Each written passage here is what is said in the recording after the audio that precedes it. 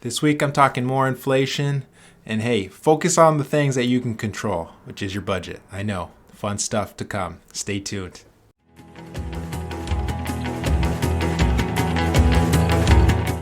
So like most of you, one of the biggest things that's been swirling around my head has been inflation, right? How inflation has been hitting us at the gas station, how inflation has been hitting us at the grocery store, right? All these other areas in our life that the expenses has gone up as we've gone about our daily lives, right? And what's the biggest thing that we can control around inflation? Well, we can't go down to Washington and start making laws. We can't change the economy. We can't go in and adjust all of those things because we just don't have the control over those things, right? So I want you to think about and consider some of the biggest things that you have control over, right? And this is a lot of what I try to preach and talk about, but focus on things you can control, which if you're not retired, it's budget. And if you are retired, it's budget, right? The idea of controlling your own spending to ensure that you're well within your means. And that means different things to different people, right? The idea of if you're working towards retirement, how do you ensure that you're saving enough for retirement, but yet being able to do the things that you want to do before retirement so that you're not just saving really hard until you get to retirement and then there you go, right? And when we're in retirement, how do we ensure that we don't run out of money while we're in retirement? So the idea of taking care of our spending so that we're not overspending, drawing down way too much out of our portfolio so at the end of the day we don't end up broke, right? So I wanted to quickly review some of the tools that you may have forgotten about if you're feeling some of the heat around cost and expense, how to better track your spending and just making sure that you're staying on track with a lot of the goals that either we've discussed or that have come up in your life to ensure that you're still tracking to all of those. So a lot of you remember this, but one of the biggest ones is mint.com, right? It's an Intuit tool that lets you pull in and aggregate your spending from outside accounts. So you can link up your bank accounts, you can link up your credit cards. Basically, any amount that is going out the door, you can link up through Mint and they can track it. So don't think of this. I mean, you can. I primarily use it for more of an expense categorization, not so much as a budget tool. They promote it as a budget tool, but it's a really nice tool as long as you put the work in. They've gotten a lot better at categorizing things that come up, right? So it's a free tool. It'll take you a few hours maybe to get it set up and to get things categorized correctly. And once you do, then it becomes really powerful, right?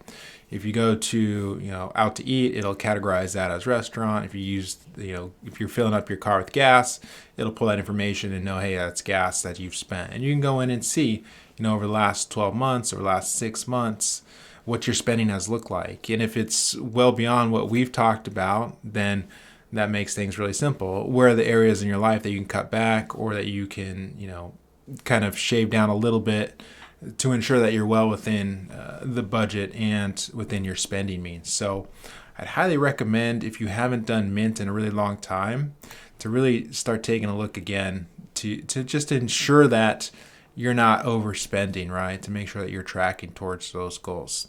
Now, some of the other tools that I have available are some Excel spreadsheets. So one of the ones that I have is just a pure budget template, right? It's the idea that you can put in your salary and wages, or in this case, if you're retired, you can put your monthly distributions that you're getting along with Social Security. And then you can manually put in all of these spending items and kind of see how you do, right? This again gets us to the idea of taking ownership, taking control over your spending, because at the end of the day, even though we're investing to a target return, if that target return is not met, or there's things that are obviously out of our control around investing, then these are the things that we can control, which is spending. So if you haven't taking a look at some of these Excel spreadsheets that I have, let me know. I'd be happy to send them out to you. So this one again is the budget spreadsheet. You put in a lot of the spending categories and it just gives you an idea as to what you think the year will look like and how it will unfold. Some of the other areas that I've gone through with clients, and this one's a little bit more basic. I call it the quick budget calculator, right? It's It's the calculator that lets you kind of look backwards.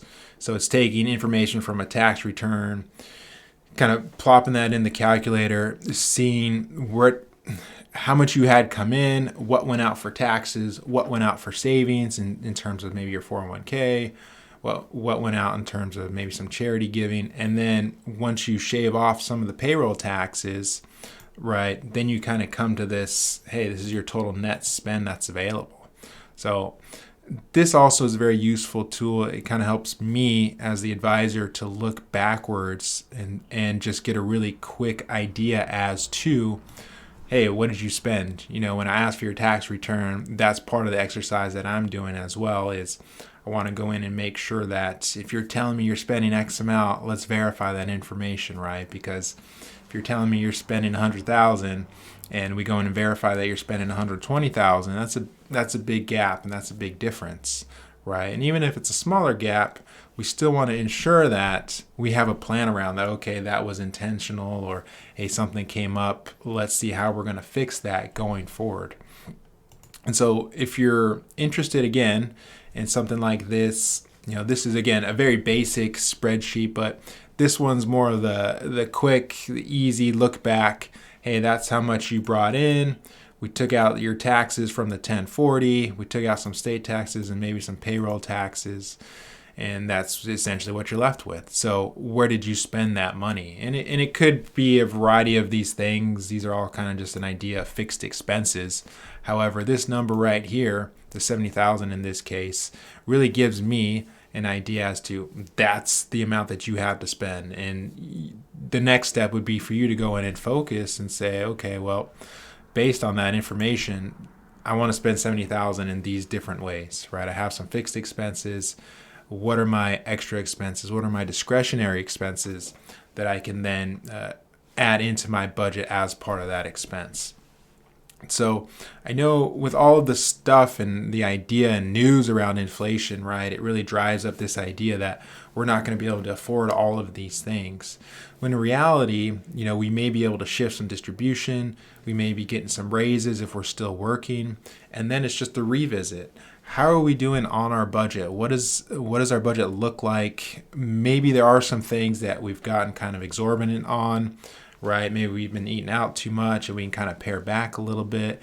Maybe we got too many streaming services. I know I do. And so maybe it's, especially at the beginning of the year, it's a nice time to really start taking a look and remembering, oh, right, so if I'm not meeting some of these goals, or maybe I am and I just want to take a look and see kind of where I fall, now's a really nice time to do that, especially as we're gearing up for tax season and we're getting our tax stuff put together for March, April when we go to file, right? It gives us a really nice idea as to the outlook, how we did for 2021, and then it gives us that next step into 2022 as to see, hey, this is kind of how we did. What does it look like going forward? Where do we need to make adjustments so that we put ourselves in a really good position?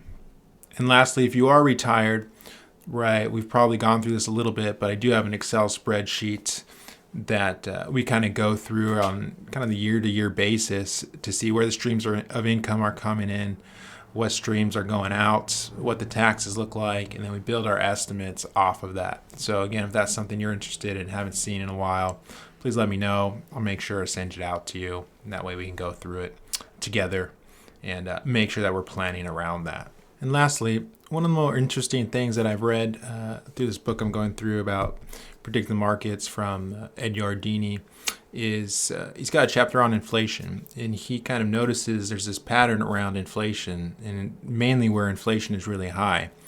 And he thinks it's a very clear pattern around basically wartime. So during several wars, you see an uptick in inflation, right? So the War of 1812, CPI rises 8%, and then it falls. The CPI from the Civil War rose over 70%, and then it fell. During World War I, the CPI rose another 70%, and then it fell 25% after that. And then during World War II, right, the start of the Cold War, it rose 72%. And so these prices soared, you think, somewhere around 415% during the Cold War from 1948 to 1989.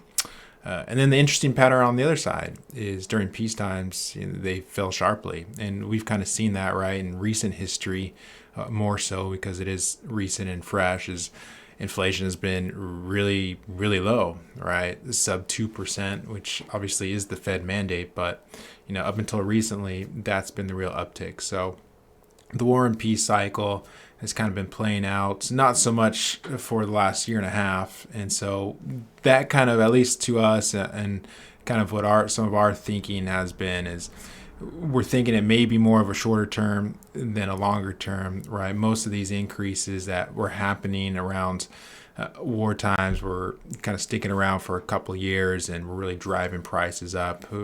This may be more of a supply chain issue than anything else. However, it remains to be seen. So again, one of the best things that we can do is control our budget, control our spending, stay invested. If we have cash on the sideline, we still have to be earning something on that dollar. Otherwise, we're going to start losing money, right? If inflation is eating up our savings, especially given savings levels in the bank are still sub 1%, right? So it's just all the more reason for us to continue to invest, continue to utilize our resources in the best possible way. So I hope this video is helpful. Let me know if you got any questions, comments, or concerns. Give it a thumbs up, give it a like, share with your friends, and until next time, have a great rest of your week.